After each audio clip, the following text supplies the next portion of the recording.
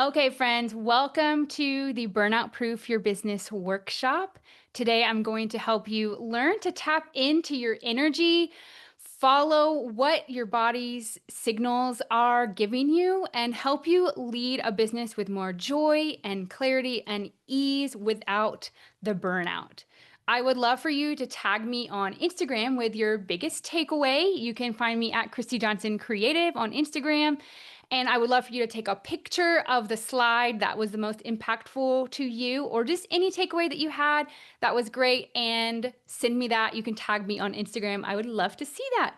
And I just want to give you a little bit of information on how this workshop is going to go. So we are going to do some journaling, some self-reflection. So it'd be great if you have a pen or a pencil and some paper or something like that. So I'm going to give you a workbook. Let me grab that link right here and put that in the chat. You do not need to have this workbook, but it is helpful if you want it. You can go along with the workbook. And then let me get this back up. Okay, so we're going to be doing some journaling, like I mentioned. We're going to be doing some, let's see. Do you guys see the slides still? Yes, okay, great. So we're going to be doing some journaling. You don't need to follow along in the workbook. You can just have the pen and paper if you want. And then at the end, I am going to be telling you about my new community for creative entrepreneurs. So I'm all about transparency. So I want to let you know up front that you will be hearing from me about that community for creative entrepreneurs just for a few minutes. And then we'll also have some Q&A. I want this to be an open dialogue. I want to hear from you. Anything that is coming up for you, anything that you want to share about, you're welcome to share. But I also understand that experiencing burnout and things like that can be personal. So if there's something that you're not comfortable sharing, you are totally welcome to not share if I ask. This is a safe space to share if you would like to, but there is no pressure here to share if you don't want to. All right, I've surveyed over 100 business owners this year to understand what they are dealing with when it comes to burnout and stress management and what's holding them back in their businesses. And here are some of the things that some of the responses that I got when I asked them how it currently feels to run their business. Someone said, in this season of hard time, it's a season of hard time with no set support, no set office hours to churn things out as quickly as I used to, which leads to getting behind with editing and admin side of things, which ultimately leads to stress and anxiety. Someone else said, I'm still learning how to work with my brain. I feel like I never really properly learned how to manage time or manage energy and focus. I waste so much time with task initiating and getting anything started. Using deadlines and the pressure and chaos that often ensues to get things done as a main strategy is a recipe for consistent burnout. Someone else said, I feel excited and I feel lit up, but also some days I feel defeated. Overwhelmed is a feeling that comes up when I don't have enough hours in the day to get everything done. Someone said, I feel frantic at times, like not enough hours in the day. I feel overwhelmed because I overbooked myself this year and I'm physically hurting. I feel overwhelmed and it feels very difficult right now. I went through a period of really bad mental health and I'm trying to rebuild what I dropped the ball on. Some days it feels like I'm on top of the world. Sometimes there are stretches that are weeks long for where everything feels amazing. Then there are other times like this week where I'm not even sure I want to do it anymore. Maybe I'm not cut out for this. Maybe it's better to go back to my 9 to 5. This is hard. Can you relate to any of those statements? I know I can. I've been through so many seasons in my business journey, some high, some low. And I know that oftentimes as an entrepreneur, there are mixes of feelings. There's a mix of feelings. We can feel really excited and ready, but sometimes we can also feel overwhelmed. Overwhelm is a word that comes up a lot. Here's another one that I want to share with you. It's been feeling much better lately now that I have really worked on managing my schedule better. But it took a real breakthrough moment to figure out what I needed to do and then implement it. I want to tell you about my breakthrough moment. I'll make this quick because ultimately I want this workshop to be about you, but I think it would be helpful to share a little bit about my story of burnout. If you haven't met me yet, hello, I'm Christy Johnson. I'm a business coach for creative entrepreneurs ready to build a business that feels as good as it looks. I do that through aligned strategy, sustainable systems, and joy first living. I want to tell you how I got here. I'm a lifelong business owner. I started my first business at 8 years old called Sarah and Christie's Stuff Shop with my friend Sarah. We sold hats, scarves, pillows, and purses to our friends that we knew. It was so fun. I started my photography business because I wanted to follow around my favorite bands. I thought I was going to be a photojournalist. I love music, but I ended up spending most of my time in the classical music space, not the rock music space, because I studied piano performance. I have a master's degree in piano performance, and I paid my way through school with my jobs, piano teaching through my own studio, swim coaching, doing private swim lessons, and my photography business. So I am a serial entrepreneur, from 8-year-old handmade goods creator to photographer, swim instructor, piano teacher, private photo editor, online business manager, creative agency owner. It has been a lot in my 15 years as an entrepreneur. And everything was going great. It was fantastic until this little thing called anxiety hit. I remember first experiencing, well, I've always been a fearful person, but I remember my first time I remember thinking, this might be anxiety. It was in 2020. A lot happened in 2020 that could have led to that. But the real thing that was my breakthrough moment happened in 2023. I was working as a creative agency owner, and at the end of 2023, kind of over the holidays, I got sick. And I was like, oh, it's no big deal. I'm just going to keep working. And so I kept working. I ultimately recovered and was still working, but then I got sick again. And I didn't take a break because I didn't feel like I had time to. I thought my business would shut down if I didn't have time, if I took a break. So I kept working through that. I didn't take a break. And then I got COVID. Now that was a little bit harder to recover from. So I still didn't take a break. And what happened was, for a period of about 3 months, I got sick and then I got better and I got sick and then I got better and then I got sick until my body said no more. And what happened was, actually twice I experienced stress-induced hypomania, where for 7 days straight I didn't sleep except for maybe an hour a night. And I actually had a complete mental breakdown. I even experienced some cognitive decline. I couldn't finish sentences. I couldn't work. And it was devastating for my business. I had 4 team members that I was supporting. They were my family members. I had to let them go. I had to refund client projects because I was unwell. This breakdown was so bad that my best friend was calling my parents and saying, is Christy okay? I don't think she's okay. And the truth is, I wasn't, because I had made external success the motivator for my business, and I never stopped to ask how I felt while running my business. And I had to shut down my business for 6 months while I recovered from my mental health crisis. Why am I telling you all of this? I'm telling you this because this is the end result of continuing to ignore the signals that your body gives you and continuing to put other people's needs above your own and not listening to what you need and what you need to thrive. This is the reality of what it looks like to ignore the signs of burnout and push yourself beyond your limits.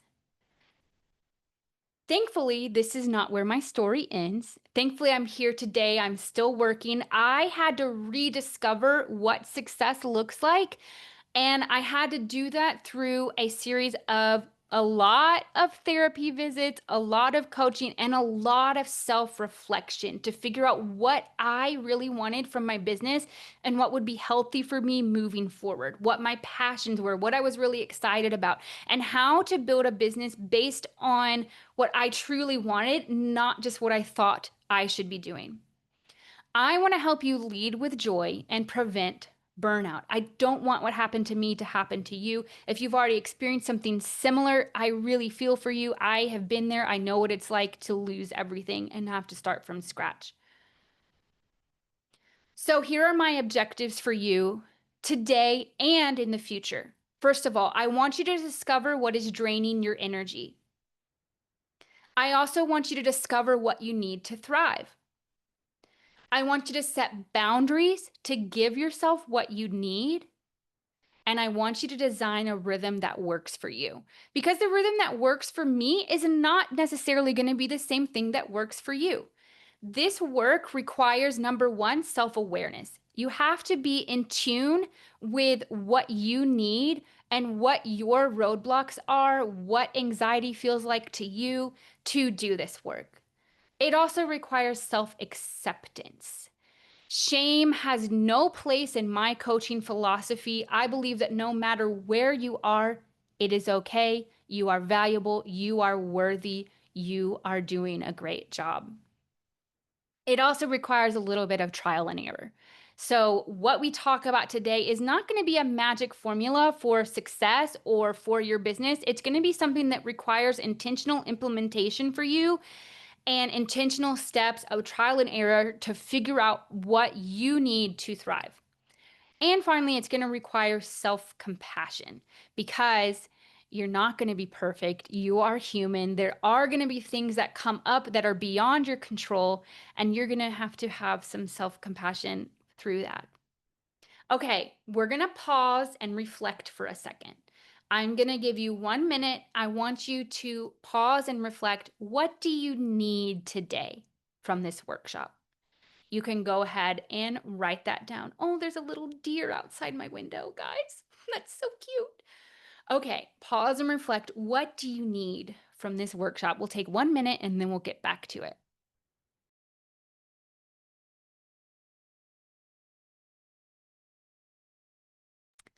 Oh, Emily says, I feel like I already got it because I already feel less alone. That makes me so happy. But also, um, I don't like it when people feel alone. I'm sorry you were feeling alone, and I'm glad that you're already feeling less alone. That makes me so happy.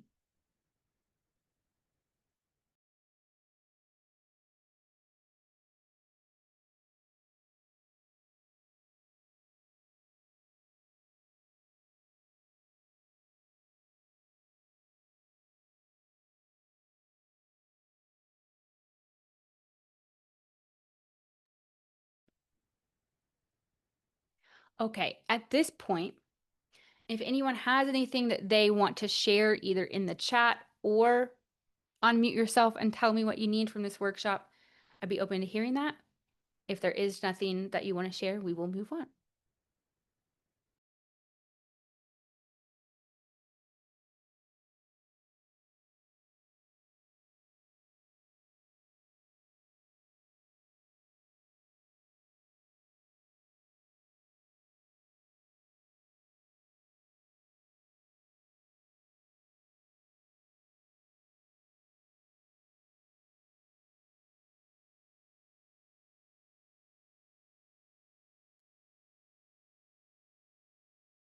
Okay. When it comes to recovering from or preventing burnout in your business, the number one thing that I want you to know is that your body holds the answers. The problem that I faced at the end of 2023, Sarah says she's looking for more community that I align with. Oh, awesome. I hope you find that here today. Thanks for sharing. Your body holds the answers to what is going to help you moving forward. So I want you to reflect. What does anxiety feel like in your body? And where do you feel it? You don't have to answer.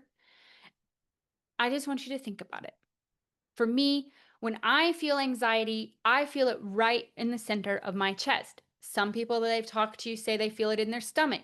Some people say they feel it in their backs, on their left side for some reason. Everybody carries their anxiety in a different place. And the key here is to tune in. When you feel that feeling, it's time to pause and get curious. It's time to ask yourself what you need in that moment and then to give yourself what you need. So often in our culture, we are taught to push past our feelings. We're taught to work more, work harder, do more. Pick yourself up by your bootstraps. This hustle culture that we live in doesn't really give us the time or the space to reflect. We have to create an anti hustle culture. We have to create a healing culture for ourselves in our lives and our bodies to give ourselves what we need. So, whenever you feel that feeling, if you take anything from this workshop, I want this to be the thing that you take away. When you feel the feeling of anxiety and stress or overwhelm, that word overwhelm came up so many times in the slides of business owners that I've surveyed over the last year. When you feel that it's time to pause and get curious, ask yourself what you need and give yourself what you need. The solution to burnout lies in paying attention to, understanding, and following your energy. So, we're going to do some more exercises here. I hope you have your pencils still and your papers and your pens. We're going to talk about your energy. First of all, I want you to answer the question, when do you feel energized in or about your business? A lot of times when people ask you this question, they'll say, when do you feel lit up in your business? And that's a fantastic question. I also want you to go a little bit deeper.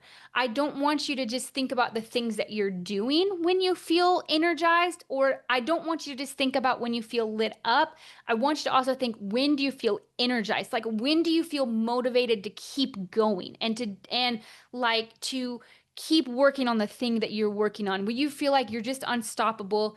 And I want you to consider what you're doing, consider the time of day that you're doing it, consider the time of the month. As women, we have 28-day hormonal cycles, and our energy levels are going to vary wildly during that time. Consider also what happened before or after. So, this last question right here may not be something that you can answer right now. It may be something that is going to take some future work on. When you feel that feeling of energy in your business and you're feeling really good, I want you to think about what happened before uh, I was feeling good that led to me feeling good. What did you do after that helps you to continue that good feeling? Okay, I'm going to give you about 30 seconds to jot down some thoughts here on when you feel energized in your business.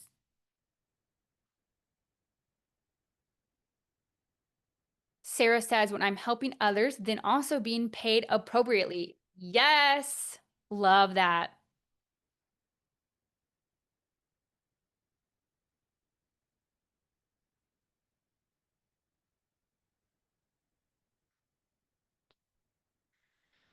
Next, I want us to think about, when do you feel depleted in or about your business? So, when you are working and you feel overwhelmed, when you're working and you feel tired, when you feel unmotivated, and also when you're thinking about your business, what is it that makes you feel just bad, depleted, or like, I don't know if I want to do this anymore? Like that person who said, I'm not sure if this is even worth it. Maybe I should go back to a 9 to 5. Emily says she loves the being paid part. She lights up most helping others and speaking at conferences, and those aren't always what pays the bills. Ooh, I understand that. And also, I think it's important to recognize that it's okay to have parts of your business that light you up and don't pay the bills. I think it's important to have something that does pay the bills and hopefully does light you up. But it's also okay to have parts of your business that light you up and don't pay the bills. I have a free community for business owners that I'm launching very soon, and that's not going to pay any bills at all because it's going to be free. But it's something that I feel really passionate about and called to. And so it's okay to have those things as well. Okay, when do you feel depleted in and about your business? Once again, I want you to consider what you're doing. Consider the time of day, consider the time of month, and consider what happened before or after. And I'll pause here for another 30 seconds or so to give you some time to reflect.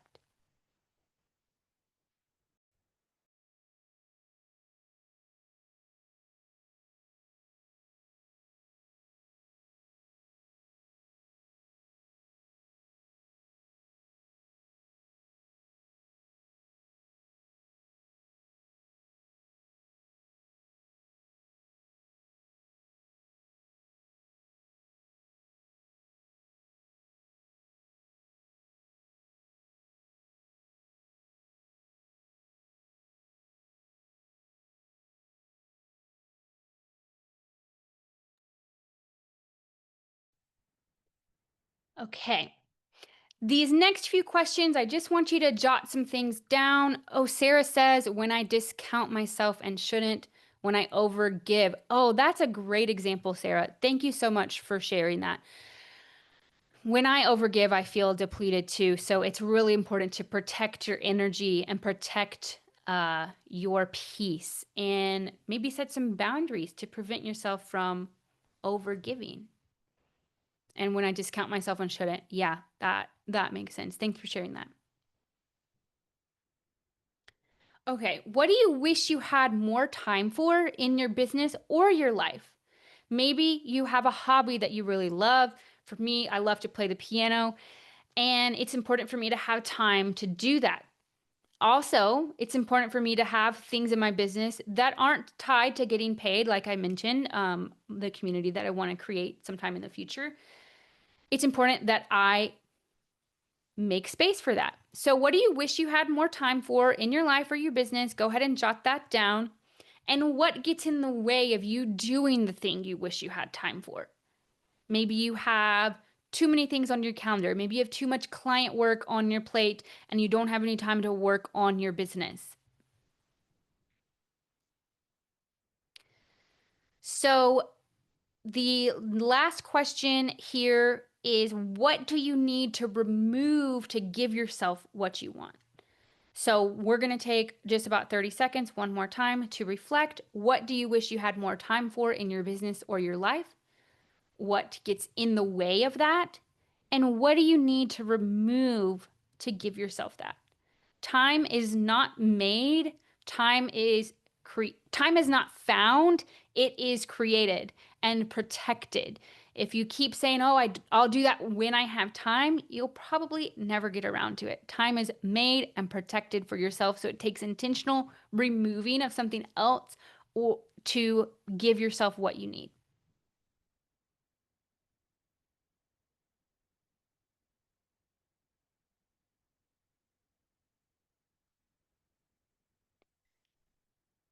This next series of questions that I have for you involve your calendar.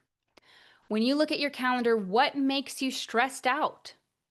For me, if I have a busy calendar, I get stressed out. For other people, when they have a busy calendar, they're really happy about it. That really works for them when they thrive. Maybe if you have a bunch of client meetings, that really stresses you out.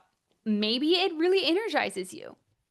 Think about what types of things on your calendar help you feel good and happy and free. For me, I need to feel free and not busy. So I really put a lot of intentional white space on my calendar, and that really helps me out.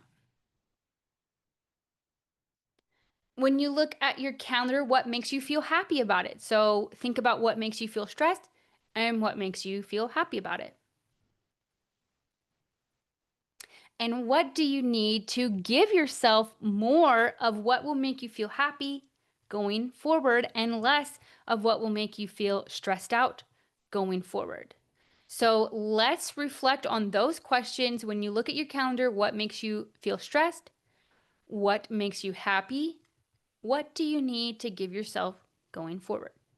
I'll pause here for 30 seconds and then we will pause for a little bit of discussion.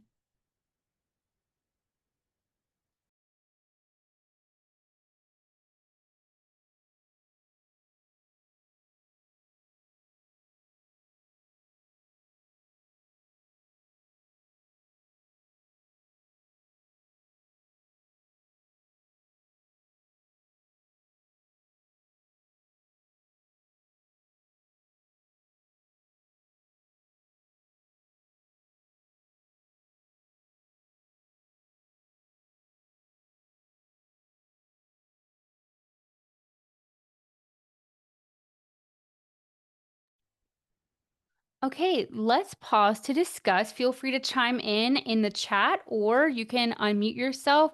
I want to hear anything that came up for you during this part about your energy. When do you feel energized about your business? When do you feel depleted? What do you like when you look at your calendar? What makes you happy?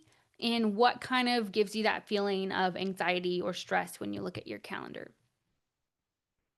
I'd love to hear any and all thoughts. Sarah says, as an introvert slash extrovert, finding balance. Yes, I am an I think I'm an extroverted introvert because I recharge by having alone time, but I really love being around people. And so I have to find a balance. So one of the things that I do is I'm kind of experimenting with an A week and a B week right now. I have usually, if I have a really busy week, I make sure that my week right after is really chill.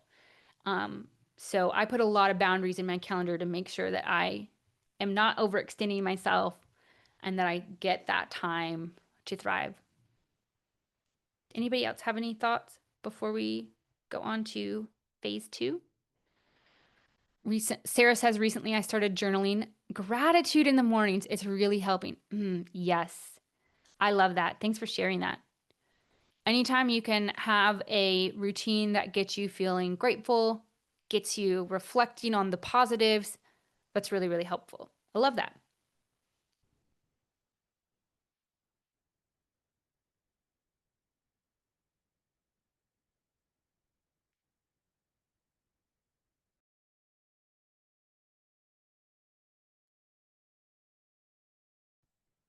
Okay, let's move on to part two.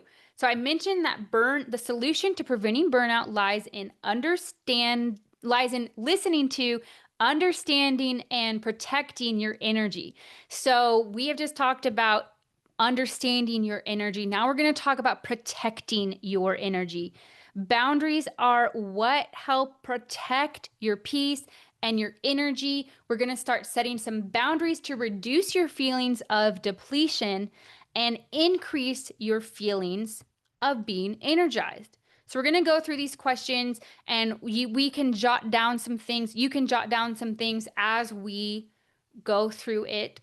What do you need to what do you need to remove from your schedule to give yourself time to do what you want?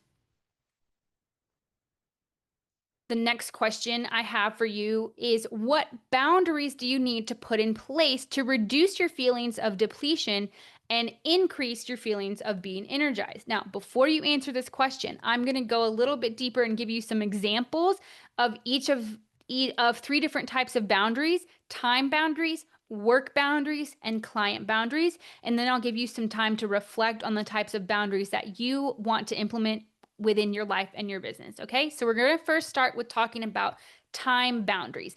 A lot of entrepreneurs are pretty good at setting time boundaries when it comes to the time of day that they stop working or taking weekends off or things like that. Like I mentioned, I've surveyed a lot of business owners this year, and I haven't seen a lot of other time boundaries beyond, oh, I stop work at 5 p.m. or, oh, I don't work on weekends. So I want to take it a step further when it comes to your time boundaries. For me, I personally don't have any meetings before 11 a.m. Because I struggle with anxiety. I noticed a pattern that showed up for me that when I have a meeting on my calendar in the morning, I would spend all night stressing, not even about the meeting, but worried that I was going to sleep through my alarm. And so I wouldn't sleep at all. And sleep is a struggle for me. And that's something that I have to protect because otherwise I will have mental health crisis like I did last year. So it's really important for me that I protect my sleep. So that's a boundary that I put in place, which is no meetings before 11 a.m. Another boundary that I have in place is only taking client meetings on Mondays and Tuesdays. Emily says, I'm with you there. The morning anxiety is real. Yes, I agree. And so I just decided, you know what? This is a pattern that I've noticed. I'm going to do something about it. So I don't have meetings before 11 a.m. I also only take client meetings on Mondays and Tuesdays. This helps me to have the rest of my days free. So on Wednesdays, I do a lot of networking. I will meet people in person. Mondays and Tuesdays are for my clients. Wednesdays are for meeting with other people and outreach. And then Thursdays and Fridays are usually for me. So I can do whatever I want to. As a person with ADHD, it's really important that I have free time and that I have time to just go with the flow and sometimes time to do absolutely nothing. So I make sure that I have that time. Another boundary that you could set is having a CEO day once a week, where once a week you block off the day and you say, this is my day to work on my business. Remember how I said earlier, time is not found, it's created and protected. If you consistently have trouble doing work on your business and are always in that client work loop, then it's important to make that time for yourself. And so one thing that you could do is have a CEO day once a week. You could take a day off once a week if you need time to recover after a lot of time spending time with people, things like that. You could take a day off once a week. You could have no meetings week, which is something that I implement. You could have batch week, which is something that my friend Amanda Warfield implements. She's a marketing strategist and she's awesome. She has batch week where once a month she batches all of her content for the whole month. So she doesn't do any other work except for working on her content creation. And she gets all that done for the whole month. I have a no meetings week where I don't have any meetings on my calendar once a month to make sure that I have time to do what I need to do, to go with the flow, to be creative, to piddle around, because that's important for me as a creative and person with ADHD. You could also give yourself longer or shorter deadlines to complete projects depending on what you need. Some people really thrive on deadlines and they're like, I need to just turn this out in 3 days. And so I need to have that deadline. So they do the shorter deadlines. Some people need more time to complete things. That's why I mentioned at the start, this work that we do takes a lot of self-awareness. There really is no magic formula, especially if you are not a neurotypical person. You are going to have more trouble taking a strategy that someone gives you and implementing it for yourself because it may not work for you. There's always going to be a part that your unique brain needs help with. And so that's completely okay. That's why you need to experiment with trial and error to figure out what works for you. So those are just some examples of time boundaries. There is no morality to what time you start your workday. I generally start my workday at 11 a.m. That doesn't mean that I am a bad business owner. That doesn't mean that I'm not a productive person. It just means that that's what I need to thrive. Some examples of work boundaries, the next type of boundaries that you can put in place are only doing work that you want. For me, I like to give myself 24 hours before I answer someone whether or not I want to work with them because I need to go through the whole emotional process of deciding whether or not this is a project that I want to do. I used to spend a lot of time doing work that I felt like I should do because I had the skill. I felt like I should have to do it because someone said I was good at it. So that meant that I needed to do it that way. But really, I was just following what everyone else said I should do instead of what I wanted to do. Another example is only working when you feel energized. This is actually one that I do. I really only work when I feel energized because I've created a schedule for myself throughout my month to where if I'm feeling low energy, I don't have to work. So I have a set of like the bare minimum that my business needs to thrive. And I will do those things on my low energy weeks and save the extra things for when I have higher energy. And for me, client meetings really energize me. So I don't have to worry about canceling a client meeting or something like that because those meetings actually do energize me. So I only work when I feel energized. Prioritizing tasks that will move your business forward. Project scope boundaries, like the type of work that you're doing, the hours of work that you have with a project, the number of rounds of revisions that you're going to go through with your clients. So these are boundaries around the scope of your time that you need to protect. Sarah mentioned she sometimes overgives. So maybe a personal boundary that you could set if this is not a situation within your clients, maybe a personal boundary that you could set is I'm going to have one person a week that I really give, and then I'm going to limit myself more on that. If it's struggling with clients, maybe there are some boundaries that you could set around your scope or the hours that you will work to help protect your energy and your time. And it's going to take some trial and error. And then examples of communication boundaries that you could set, only checking your email twice a day, only having office hours on certain days of the week, responding to client questions within 24 or 48 hours rather than immediately. I know as a realtor, sometimes you have to be completely available for people, which can be really difficult. So perhaps there are ways that you can protect your time in other ways rather than having yourself rather than around the communication with your clients. Or maybe there could be a day that you take off and you say, I'm not going to take my client calls today, and put that on your voice message and say, I'm off on Fridays, I'll get back to you on Saturday, or whatever that might be. Only communicating with your clients through approved avenues. For example, I mentioned my friend Amanda. I'm going to mention her again. She is a marketing strategist, and whenever you want to her to review your content, you have to submit it through a Google form that she has.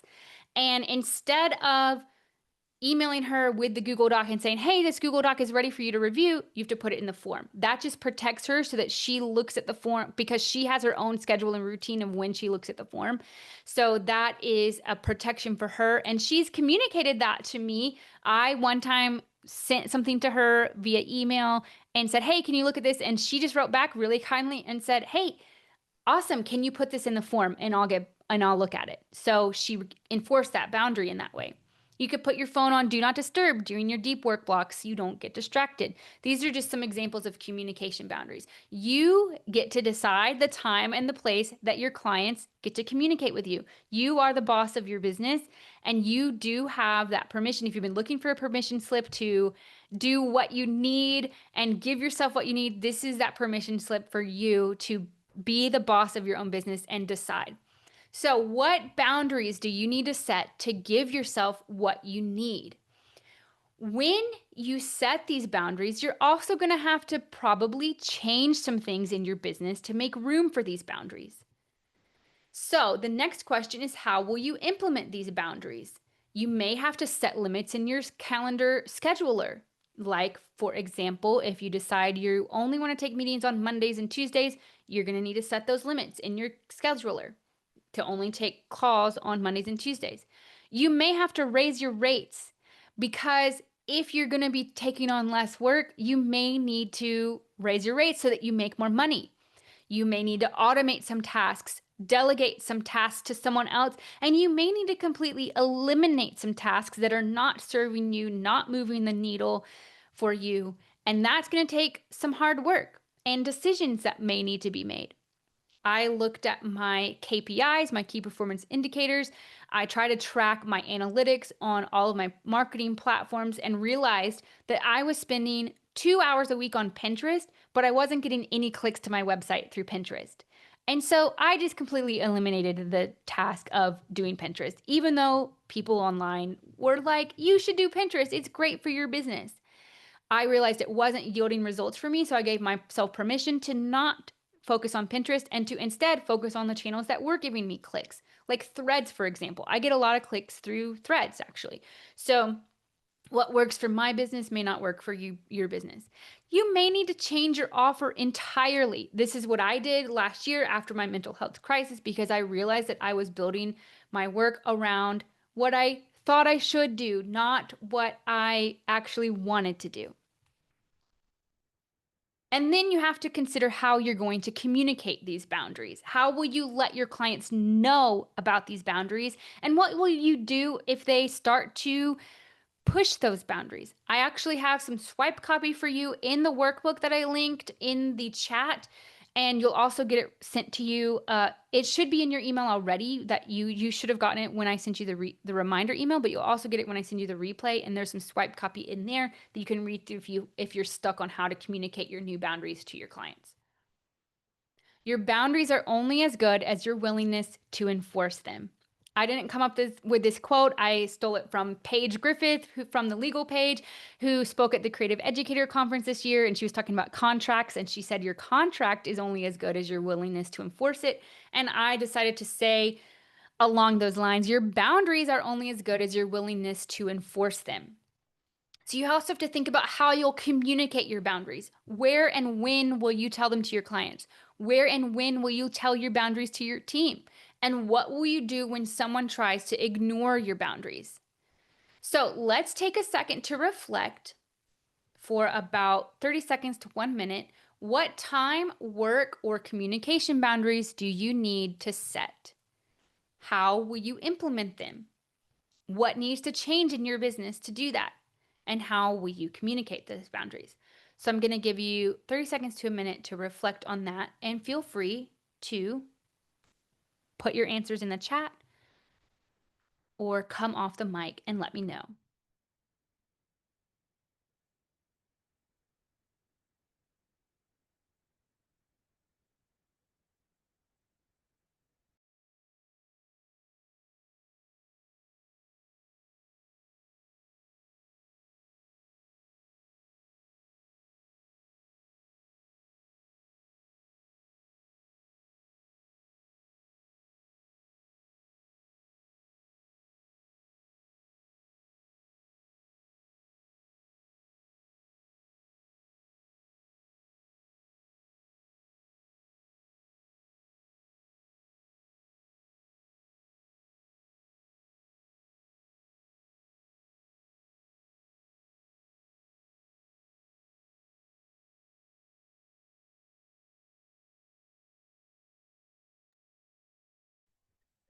All right. I know this is a hard section and something that will take some trial and error. You can continue to reflect in your workbook and work on this more through that trial and error that I mentioned.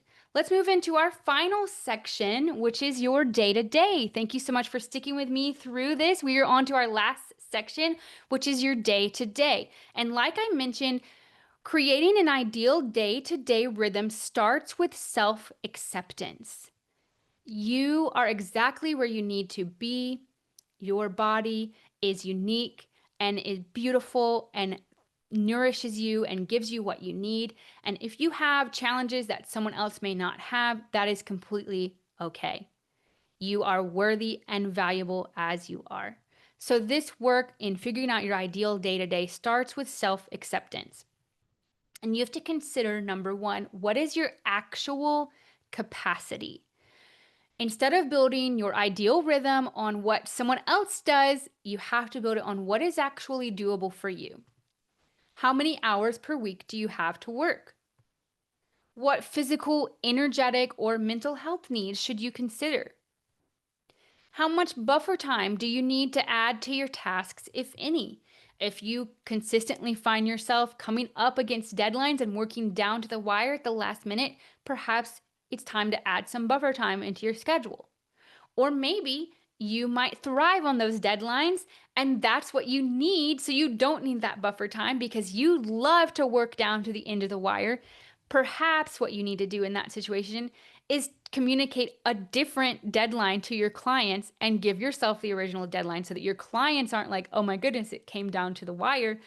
Um, Perhaps you don't need any buffer time. You just need to change your communication time with your clients on the timeline.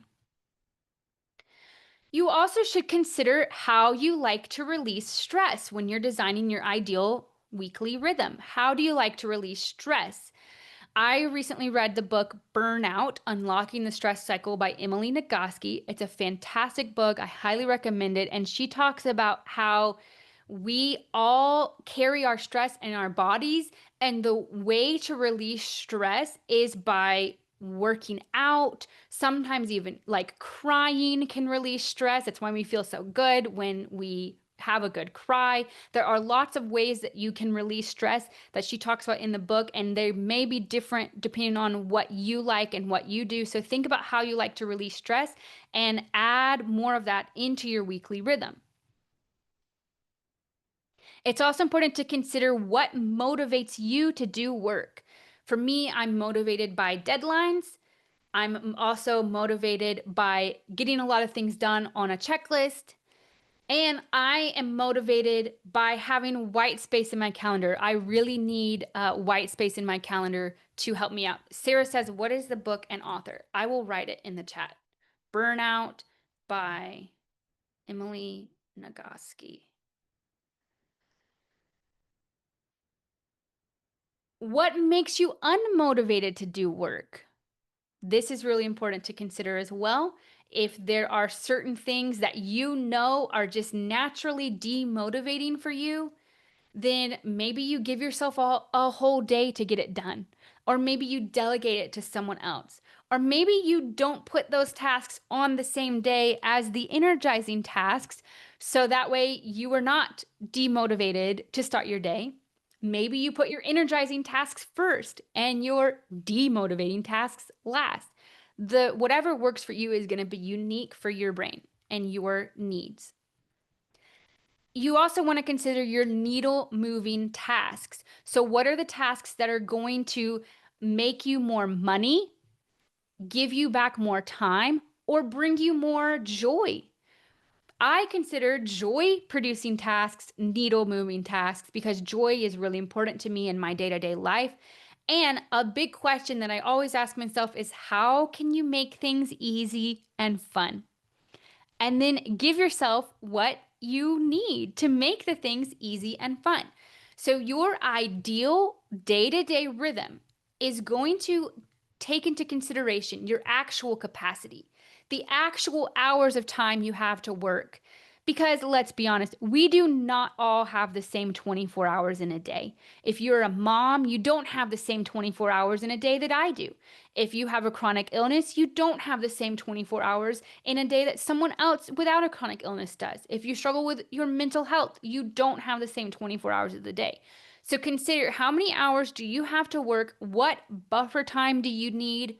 When does your energy naturally fluctuate? I know that when I'm on my period, I don't want to do anything but lay around. And so I make sure that my schedule is designed to give me that flexibility. Do you have any physical, mental health, or creative needs to consider? Also consider how do you like to release stress? What are your motivators and your demotivators? What are your needle moving tasks? And how can you make this easy and fun? So I encourage you to experiment with this, take your workbook, experiment with this throughout the month and see what will work for you. Maybe experiment over the next 3 months to see what will work for you and how you can give yourself what you need. For example, my system is a chalkboard, a piece of paper, and an open calendar. Like I mentioned, I set boundaries in my calendar so that once a month I have a no meetings week. I have seasonal goals that I write on my chalkboard, which is right behind my desk here. And then I do a weekly-ish brain dump on a piece of paper. And I practice intuitive time management, which is a system I learned from my business coach, Sarah Ziesler. She's local to Greenville. Sarah, you might have met her. And with the intuitive time management system, because I have an open calendar, I'm able to look at my task list and just pick what I want to do based on how I feel that day. So that really helps me instead of feeling like I have to do this today and then I have to do this tomorrow. It helps me have that freedom and flexibility to do what I want to do and follow my energy.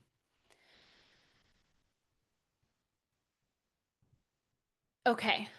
I also want you to consider what is currently not working for you with your task management system, where you might be putting too much on your plate to where you're not doing what you need to thrive, and how you can give yourself what you need to thrive. So, this is your homework from the workshop.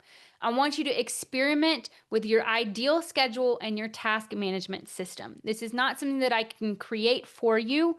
This is something that is going to happen with some trial and error. You are allowed to give yourself what you need to thrive. That is what I want you to take away from this workshop. I mentioned it at the beginning. The main thing that I want you to take away is that your body holds the key. When you feel that feeling of anxiety, I want you to pause, pay attention to it, ask yourself what you need, and give yourself what you need. So, the next thing that I want you to take away is that you are allowed to give yourself what you need to thrive. Now, the question that I always get is, well, how do you maintain this when life happens? Number one, pause, because life will happen. You're going to feel those feelings of overwhelm creep back in. You're going to feel those feelings of stress creep back in. I want you to pause, ask yourself what you need, and then give yourself what you need. You have the freedom to do that.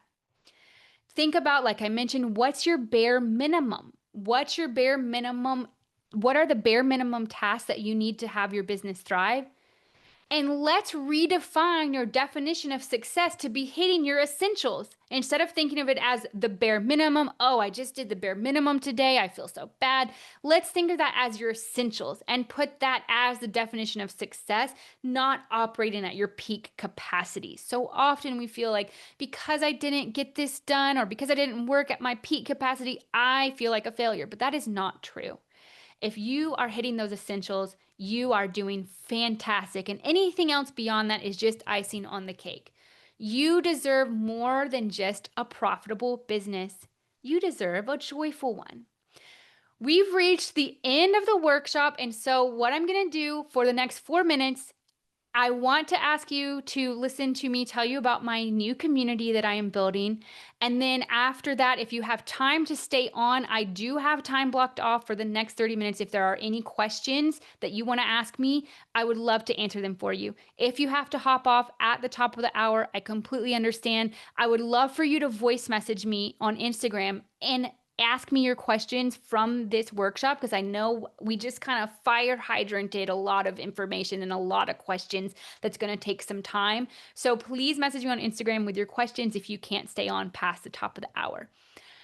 I believe that most business advice wasn't built for creatives or neurodivergent people like you. You need time to rest, to integrate, to go with the flow, and to follow your creative desires. Maybe you've tried the systems, the strategies, and the mindset shifts, but what you really want is something that feels natural to you and something that will actually stick. You do not have to keep forcing yourself into strict time blocks or working with strategies that were never made for you. And I want to ask you a question. What if your business felt easy and fun? Here's my dream for you: going with the flow because your schedule allows you to, creating and dreaming more often than you're reacting and overthinking, taking a guilt-free break when your energy dips, doing your work when inspiration strikes and when you feel motivated. Are you ready for a calm, capacity conscious business without the burnout? I know I am. And that's what I help you create in the Dream Biz Lab, which is a safe and supportive group coaching space with optional one-on-one access designed for creative and neurodivergent business owners to ditch the hustle culture and grow sustainably with ease and joy. Inside the lab, you'll go from struggling with squirrel brain to channeling your energy to juggling too much, from juggling too much to focusing on what actually matters, from being stuck in survival mode to building with joy and intention, and from drowning in tasks to working in a structure that fits your brain and your life. Inside the Dream Biz Lab, there are bi-weekly group coaching sessions, one themed every month so that we can work on something specific, and then one open Q&A every month. There's also a private coaching resource library that includes a lot of guides and a private podcast with exclusive trainings and mindset support, plus optional Slack coaching. You can message me through voice, text, or messages to get support in between the calls. This is low pressure, high support, designed to work around you. Coaching with me looks like being anti-hustle culture. We're not bound by the rule book. We're rooted in joy, alignment, and ease, and we're led by you and your unique wants and needs. And the way I do this is through my framework, the Joy First business model, where passion, purpose, and play meet your vision, your operations, and your marketing. Because I believe your business should energize you, not drain you. So we start with your vision, which is your why and where you're headed. When you have joy in your vision, you'll feel clear on what to say yes to and what to say no to. You'll feel excited about your long-term goals. You'll feel confident that your business reflects you. Secondly, we dive into your operations, which is your system and your schedule. With joy in your ops, you'll feel calm when you open your laptop, less scattered and more in control, and like you actually have time to be the visionary again. With your marketing, after operations, we dive into your marketing, which is your voice and your visibility. And with joy in your marketing, you'll feel free to show up as your full self, aligned with the people you're calling in, and energized instead of exhausted by visibility.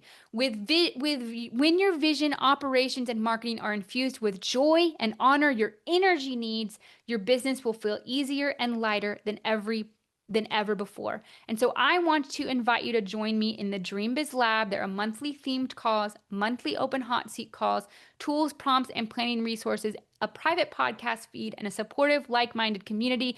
And the doors are open. Level 1 is $111 a month. This is way more affordable than any coaching community I've seen. I have been a part of bi-weekly coaching communities that cost $750 to $1,300 a month. I really want this to be affordable. It's $111 a month. The VIP is $444 a month. I'm into angel numbers. That's why I picked those numbers.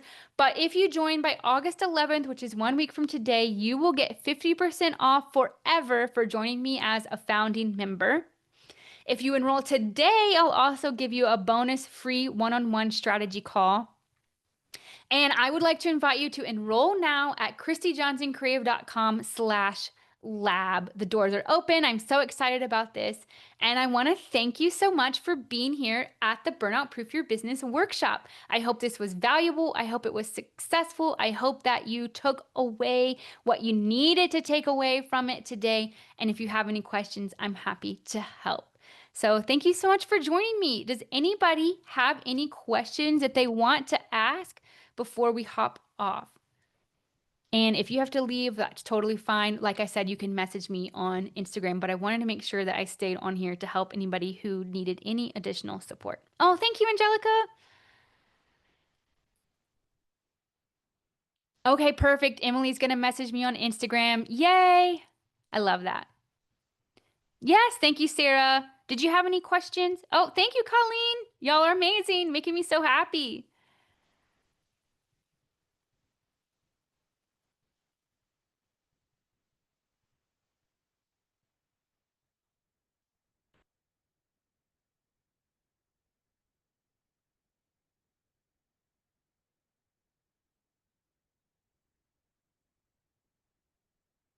Okay. All right, no more questions. Thank y'all for joining me.